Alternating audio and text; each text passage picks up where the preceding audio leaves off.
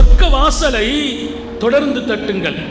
இப்போ மற்றவங்களா இருந்தா கேட்பாங்க, சொர்க்கம் எங்க இருக்கு, வாசல் எங்க இருக்கு, தட்ட தயார். சொர்க்கம் இருக்கிற இடம் தெரியணும் இல்லையா, வாசல் தெரியணும் இல்லையா. அறிவுலகத்தின் களஞ்சியம் அன்னை ஆயிஷா இங்கெல்லாம் கேட்கல, அவங்க கேட்ட கேள்விதான் ரொம்ப அழகானது. பிமாதா யா ரசூலல்லாஹ், சொர்க்கத்து வாசலை நான் தட்டுகிறேன், எதை கொண்டு தட்டணும்னு கேட்டாங்க. எதை கொண்டு தட்டணும்? எங்கே சொர்க்கம் என்று கேட்கவில்லை, எங்கே வாசல் என்று கேட்கவில்லை, தட்டுவதற்கு தயார். எதை கொண்டு?